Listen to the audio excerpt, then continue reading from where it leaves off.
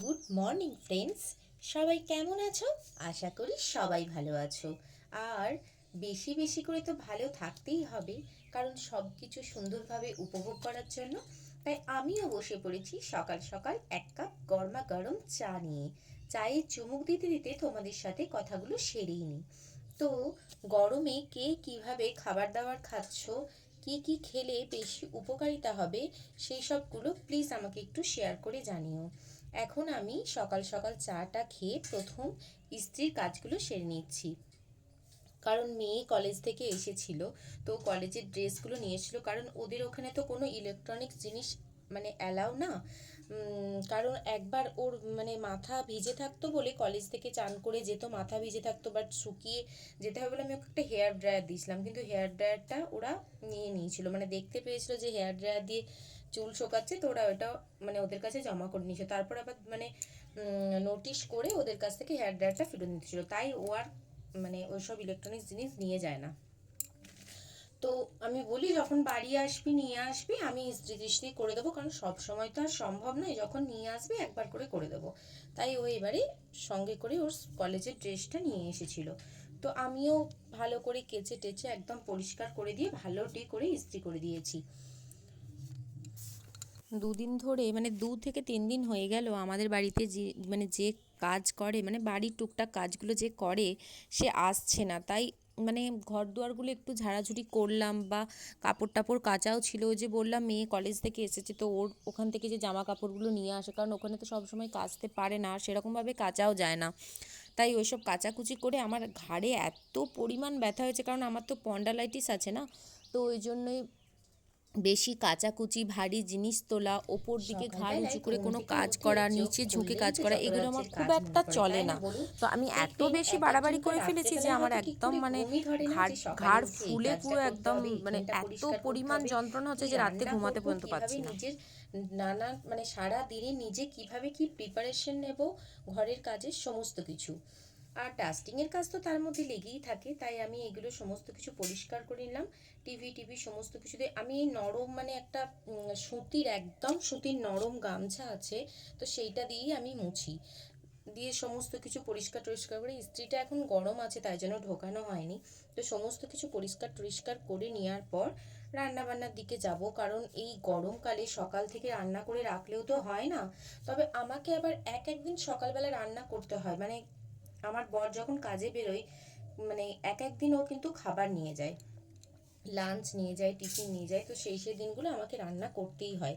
তো তারপরে আমরা বেলার দিকে আবার রান্না করি, কারণ সকালের খাবার দুপুর পর্যন্ত সেই খাবারটাকে আর খেতে মন যায় না। এখন মেয়ের বায়না হয়েছে যে মা দুধ চা করো তো একটু, সবাই মিলে খাবো, তাই ওর জন্য একা আর বানালাম না, সবারই জন্য বানিয়ে নিলাম। কারণ কলেজেতে না ওদের চাটা খুব একটা ভালো দেয় না, মানে ওর পোষায় না, ওই জন্য খায়ও না বেশিরভাগ টাইমে।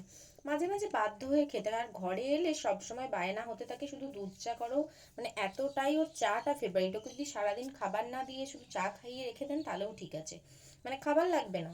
ভাত খাবার 1:30 বাজার আগে যদি বলেন যে চা খাবি, হ্যাঁ চা খাবো, মানে চাটা মানে একদম অলওয়েজ মানে অল টাইম ফেভারিট ওর চা। বললাম ঠিক আছে চল, আমিও এখন টিফিন করবো না, একটু চা বিস্কিট খেয়ে নিই, তারপর যদি বেলার দিকে খিদে পাই তাহলে খাবো।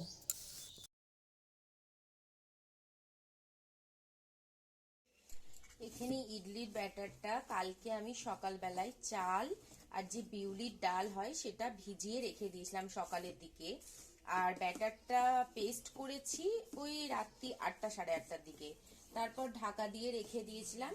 আর আজকে সকালবেলায় মানে এখন সামান্য নুন মিশিয়ে ব্যাটারটাকে একটু বেশিক্ষণ ধরে ফেটে নেব। ফেটিয়ে নিলে কি হবে, জিনিসটা খুবই সফট, একদম তুলতুলে হবে, আর খেতেও খুব ভাল লাগবে। যে কোনো জিনিস মানে এইসব খাবার ক্ষেত্রে, মানে ইডলির ক্ষেত্রে দেখবেন একটু সফট তুলতুলে হলে কিন্তু জিনিসটা খেতে ভালো লাগে। আর যদি শক্ত হয়, সেই জিনিসটা যতটাই স্বাদ হোক না কেন, ইন্টারেস্ট কিন্তু খাবার অতটা থাকে না। তাই একটু বেশিক্ষণ ধরে ফেটিয়ে নিতে হবে।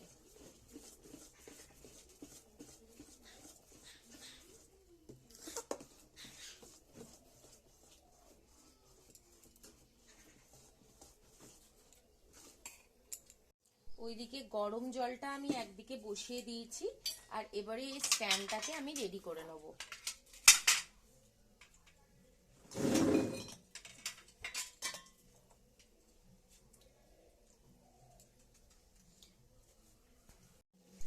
একটাতে একটু বেশি পরিমাণ তেল নিয়ে বাকিগুলোতে আমি এরকম হাতে করে করে ব্রাশ করার মতন করে দেব।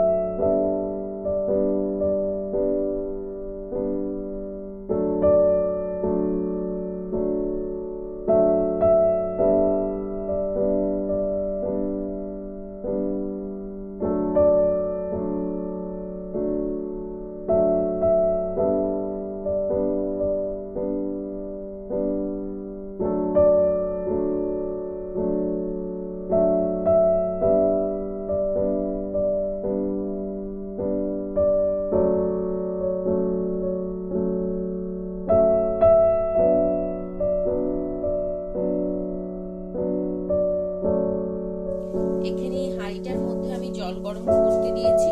এরপরে এটা আমি এর মধ্যে দিয়ে দেব, তারপর একটা ঢাকনা দিয়ে দেব এর মধ্যে।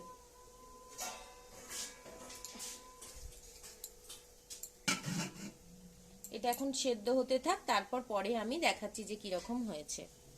এখনো গরম যদিও সেইভাবে পড়েনি, তবুও কে কে ইডলি বানিয়েছো বা গরমকালে কে ইডলি বানিয়ে খেতে ভালোবাসো বা কিনে খেতে ভালোবাসো সেটা অবশ্যই আমাকে কমেন্ট করে জানিও। কিন্তু তুই ওকে টেস্ট করে বল কেমন হয়েছে খেতে।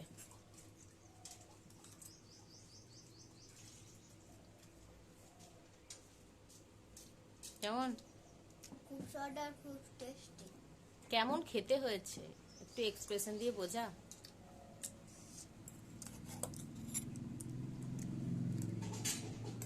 ভালো?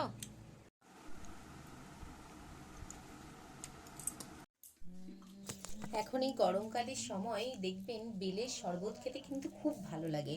আর বেল সবসময় শরীর আর পেট দুটোই ঠান্ডা করে, আর তার সাথে মনটাও। তাই আমি বানাচ্ছি একদম ঠান্ডা ঠান্ডা বেলের শরবত। তো বেলের শরবত খেয়েছি, তারপর আমার ছেলে হচ্ছে তরমুজ খেতে এত ভালোবাসে যে মানে তরমুজ বাড়িতে আনলে 1 কেজি যদি একটা তরমুজ আনেন তো 700 গ্রাম ওই একলাই খেয়ে নেয়। কিন্তু আমি আজকে ওকে বললাম যে আমাকে একটু কেটে দে, তো তো আমাকে কেটে দিল, বলো মা দেখো খেয়ে। আর সত্যি তরমুজটা এতটাই মিষ্টি ছিল যে কি বলবো। তো তরমুজ টরমুজ খেয়ে এখন আমার অন্য সব কাজে এখন হাত লাগিয়েছি, রান্না বান্না সবই তো আছে। আর একটা কথা মানে সবার সাথে শেয়ার করা হয়নি, এই মানে এই 4 দিন হলো আজকে আমার মেজো যা মারা গেছে। তো তার জন্য হচ্ছে আমাদের এখন নিরামিষ চলছে। তো আজকে বানিয়েছি মোচার তরকারি, আর ডাল আর পোস্তটা আমার মা পাঠিয়েছে। মানে আমার তো সামনেই বাপের বাড়ি, তো আমার মা রান্না করে পাঠিয়েছে। কারণ আমার এত মানে ঘাড়ে ব্যথা পন্ডালাইটিস থেকে সারা দিন মানে সকাল থেকে দুপুর 12টা পর্যন্ত আমি একদমই উঠতে পারিনি। তারপর মেডিসিন নিয়ে তারপর ব্যায়াম ট্যায়াম করে তারপর অনেকক্ষণ বাদে নিজে একটু যাই হোক যা হোক করে স্টেডি হলাম। তারপর ভাতটা আর মোচার তরকারিটা আমি করলাম, আর মা ওই দিক থেকে আলু পোস্ত আর ডালটা পাঠিয়ে দিয়েছিল, খুব সুন্দর টেস্ট হয়েছিল। আর মায়ের হাতের রান্না মানে যেমনই হোক না কেন সত্যিই অসাধারণ লাগে, তাই না? এখানে এখন দুপুর 1:30টা বেজেই গেছে, তাই আমি ছেলেকে ভাতটা খাইয়ে দিচ্ছি। কারণ 1:30টা পেরিয়ে গেছে, ও বেশিরভাগ টাইমই বাবার সাথে খাবো বাবার সাথে খাবো খুব বায়না করে। কিন্তু বাবা আজকে একটা অন্য কাজ করছে, আজকে ডিউটি থেকে তাড়াতাড়ি চলে এসেছে। তাই আমি বললাম যে আমি ননাইকে ভাতটা খাইয়ে দিচ্ছি, বলে হ্যাঁ খাইয়ে দাও, কারণ আমার একটু দেরি হবে, স্নান টান করবো। তো সকালে একবার স্নান করে ডিউটি গেছে, আর এখন এত গরম পড়েছে যে ও কিছু টুকটাক বাইরের বাগানের কিছু কাজ ছিল, তো কাজ টাজগুলো সেরে পুরো ঘেমে নিয়ে একাকার হয়ে গেছে। আমি বললাম তুমি আবার স্নান করো, এই অবস্থায় তুমি থাকতে পারবে না। তো ওকে ভাতটা খাওয়ানো হয়ে গেলে তারপর ওকে ঘুম পাড়িয়ে দেবো, তারপর আমি ভাত নিয়ে বসবো। আর গরমকালের টাইমে বেশিরভাগ সময়ই ওকে দইটাও আমি দিই, মানে টক দই, যেটা সাদা যে টক দইটা হয় না সেই দইটা। ওই মিষ্টি যে আমুলের যে মিষ্টি দইটা হয় সেটাও খায়, একেবারেই যে খায় না তাও নয়, কিন্তু সেটা মাঝে মাঝে। আর যে সাদা টক দইটা হয় মাঝে মাঝে বাড়িতে পাতি, আর মাঝে মাঝে ওর বাবা নিয়ে আসে বাজার থেকে। তো টক দইটা আমি ওকে দিই। আর এদিকে আমি খেজুর আমসত্ত্ব দিয়ে চাটনিও বানিয়ে রেখেছি, কারণ এখন এই কদিন তো মানে 10 থেকে 12 দিন প্রায় নিরামিষ করতে হবে, তাই চাটনিটা বানিয়ে ফ্রিজে রেখে দিয়েছি, একটু একটু করে মাঝে মাঝে নিয়ে খাবো। আর এদিকে ছেলেকে এখন সাদা দইটা দিচ্ছি, আর এই দইটা খেতে সত্যিই অসাধারণ। দেখবেন ওই যেগুলো ওই প্লাস্টিকের কন্টেনারে পাওয়া যায়, মানে সাদা কন্টেনারগুলোই, তো ওই দইগুলোই নিয়ে আসি। সেই দইগুলো কিন্তু খেতেও ভালো, আর এই দইটা দিয়ে যদি দই পাতা হয় সেটাও কিন্তু খুব সুন্দর হয়। তো এখন সন্ধেবেলায় টিফিনের জন্য বানিয়েছি গরম গরম বেগুনি, কারণ গরম গরম দেখবেন মুচমুচে, এগুলো আসলে বেগুনিও নয়, অ্যাকচুয়ালি হচ্ছে কুমড়োনি, কথায় আছে না যে কুমড়ো দিয়ে করলে কুমড়োনি। তো টাটা বাই বাই, আজকের মতো ভিডিওটা এখানেই শেষ করছি।